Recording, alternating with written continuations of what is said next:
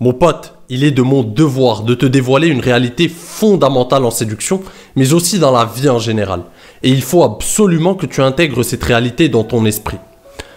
Alors mon pote, la séduction n'est pas une affaire d'hommes qui deviennent intouchables, qui deviennent super puissants et qui arrivent soudainement par magie ou par je ne sais quelle connaissance mystique à séduire n'importe quelle femme ou avoir toutes leurs opportunités avec à peu près toutes les femmes.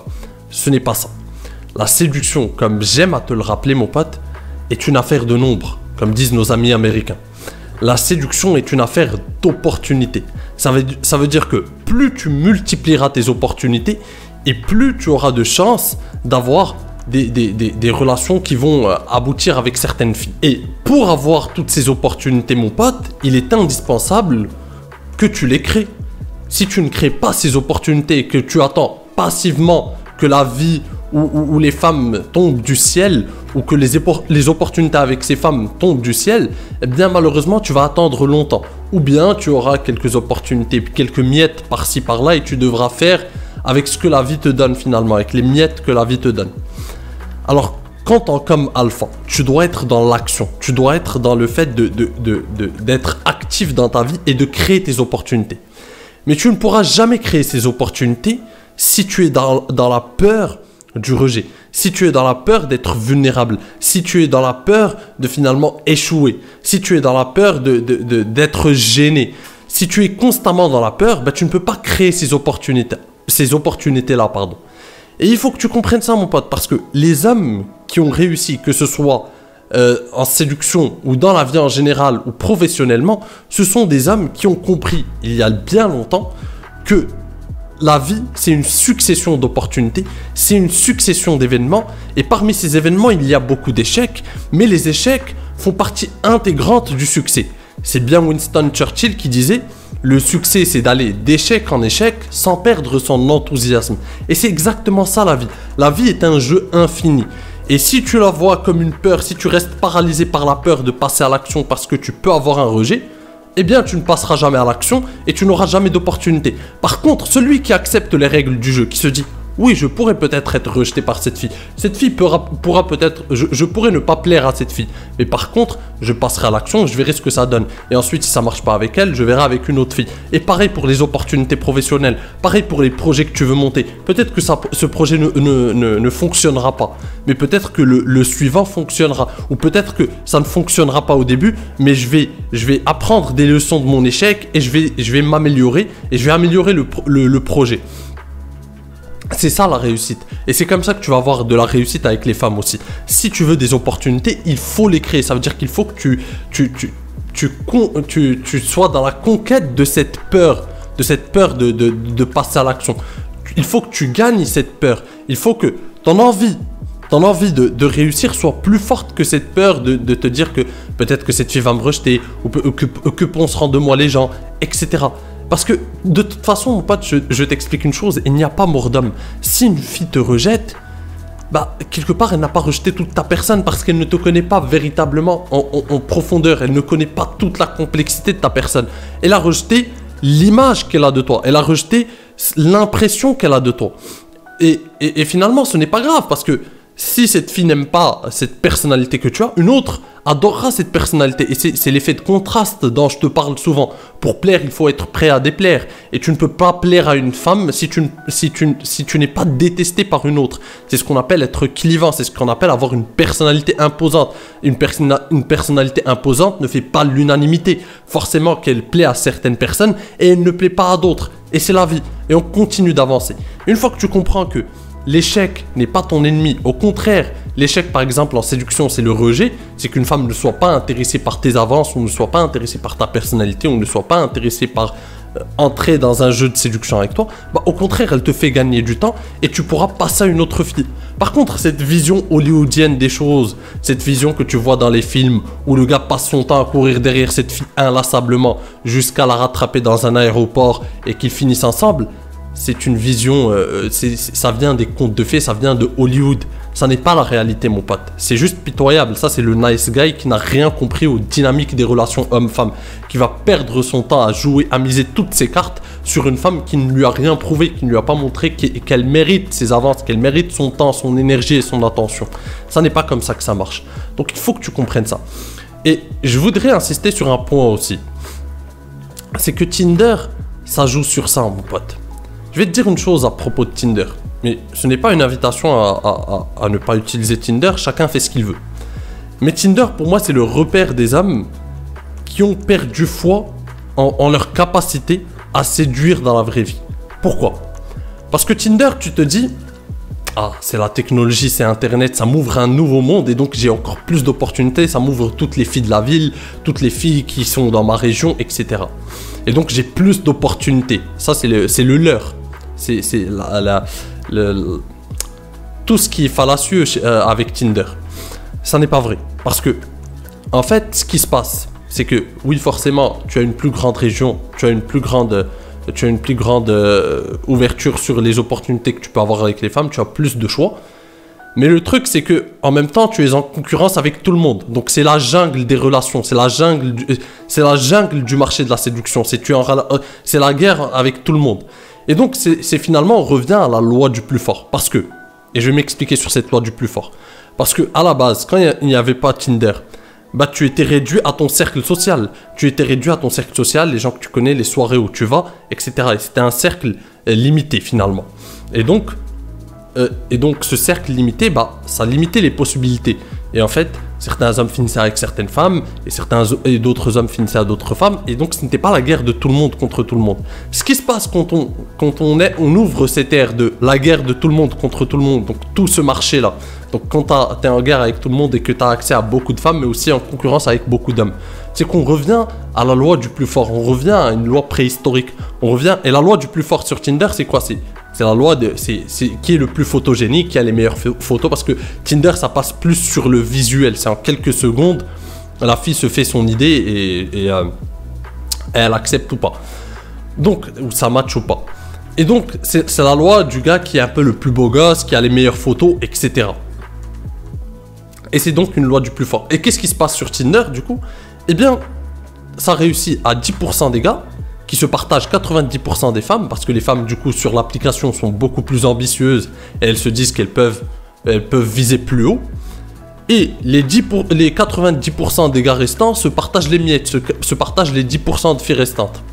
Et c'est ça Tinder, c'est la jungle des relations hommes-femmes. C'est la loi du plus fort. Et donc, ce que ça donne au final, c'est que Tinder finalement installe une réalité sur le paysage des relations hommes-femmes. Et donc, les gars qui n'ont pas de réussite sur Tinder se voient accepter cette réalité. Ils pensent que c'est la réalité. Du coup, s'ils n'ont pas assez d'opportunités, c'est qu'ils sont moches, c'est que de toute façon, ils n'auront jamais de succès avec les femmes. Et donc, ils perdent naturellement confiance en eux et ils perdent confiance en leur capacité à séduire et ils restent dans ce cercle vicieux. Alors que malheureusement, Tinder n'est pas la réalité, mon pote. Parce que dans la vraie vie, il y a des choses qui se passent. Et la magie du moment s'opère. Lorsque tu rencontres une fille dans la vraie vie, ça n'a rien à voir. Il y a un petit truc, une petite maladresse sur le moment, un petit trait de ta personnalité que cette fille, qui peut capter l'attention de cette fille, mais qui serait passé inaperçu sur Tinder. Si elle a vu ton profil sur Tinder, ça ne l'aurait pas marqué, elle t'aurait zappé. Par contre, dans la vraie vie, elle a kiffé ce trait de personnalité. Elle a kiffé ta confiance en toi. Elle a kiffé ton humour. Elle a kiffé ton leadership. Elle a kiffé quelque chose en toi qui se voit sur le moment, qui se voit sur le live, qui se voit dans la vraie vie, lorsque la magie s'opère. Et une fois que tu comprends ça, et que tu te dis, dans la vraie vie, j'ai mes vraies chances, j'ai mes opportunités, si j'accepte, bien sûr, de tuer cette peur du rejet, si j'accepte d'être vulnérable, si j'accepte les règles du jeu, que parfois certaines femmes ne seront pas intéressées, eh bien tu auras beaucoup de réussite dans la vie. Parce que tu auras des femmes que tu vas marquer déjà par ton audace, parce que de nos jours, les hommes séduisent de moins en moins dans la vraie vie et de plus en plus dans les réseaux, et tu auras beaucoup plus d'opportunités parce que là, les filles te remarque directement, et lorsque tu l'invites par exemple pour aller boire un verre, tu sais déjà, vous vous connaissez un peu déjà, un minimum je veux dire, donc vous savez déjà si ça va matcher ou pas, et donc le rendez-vous peut se passer plus facilement. Alors que je vois beaucoup de femmes, beaucoup d'histoires de filles qui ont kiffé un gars sur Tinder et qui finalement ne sont pas, pendant le rendez-vous se sont fait chier. Elles ont regretté d'être parties au rendez-vous. Pourquoi? Parce que ces gars, de toute façon, ils ont appris à séduire que sur Tinder et ils ne savent plus séduire dans la vraie vie. Lorsqu'ils se retrouvent en face à face avec une femme, ils ne savent plus comment se présenter, comment animer une discussion, comment séduire, comment créer une tension sexuelle, comment sexualiser la conversation, comment finalement être dans une séduction active avec une fille.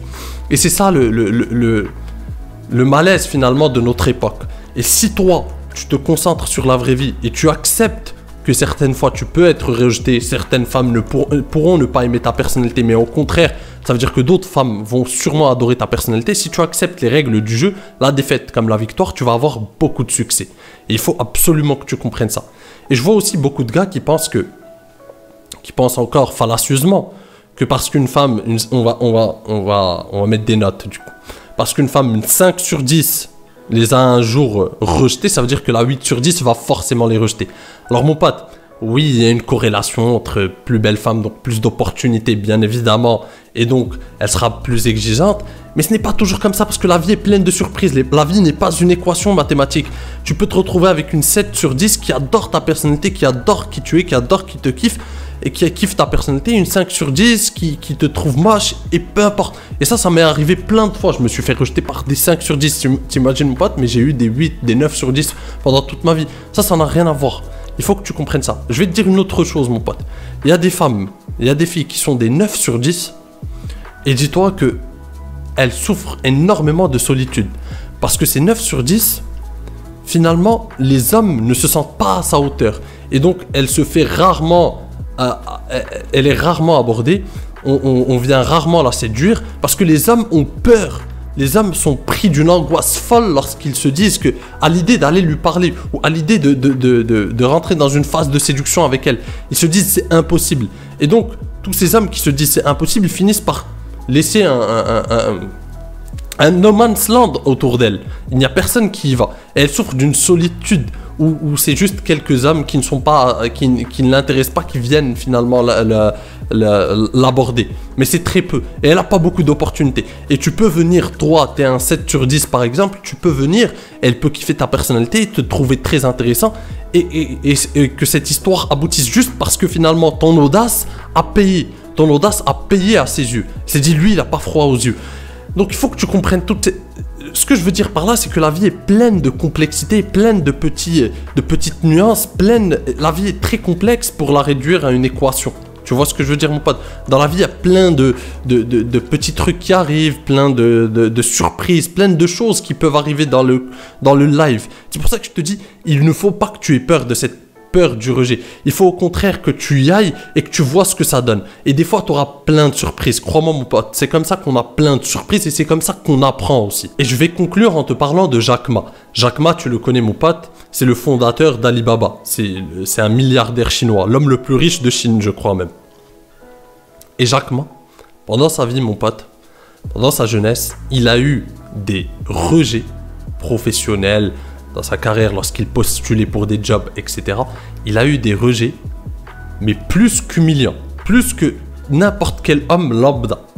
Des rejets, mais ensuite, tu ne peux pas miser sur la réussite de cet homme. Tu te dis, cet homme, il est incapable de réussir. Il a eu des rejets, mais vraiment humiliants, mon pote. C'est-à-dire qu'il a postulé pour KFC, il a été le seul à ne pas être pris. Pareil pour au poste de police, pour travailler dans la police, il a été le seul parmi les postulants à ne pas être pris. Et plein de petits rejets comme ça, plein de rejets. Ça ne l'a pas empêché ensuite de fonder Alibaba, de devenir l'homme le plus riche de Chine, etc. Ça veut dire que, et ça, je le mets en relation, je le compare à cette situation que je t'ai décrite avant. C'est pas parce qu'une femme qui est une 5 sur 10 te rejette que forcément des 8 sur 10 vont te rejeter. C'est pareil. C'est pas parce que KFC finalement ou le poste de police t'a rejeté que finalement tu ne peux pas réaliser des grandes choses dans ta vie. Ça n'a rien à voir, mon pote. La vie réussit à ceux qui n'abandonnent pas, ceux qui croient en eux malgré les échecs successifs, ceux qui ne se disent pas « Ah oui, j'ai échoué donc j'arrête. Non, ceux qui continuent d'aller de l'avant, et comme l'a dit Churchill encore une fois, cette citation est très parlante, c'est que le succès c'est d'aller d'échec en échec sans perdre son enthousiasme. Sur ce mon pote, je te dis à la prochaine, en attendant, prends soin de toi et surtout, reste séduisant. Ciao.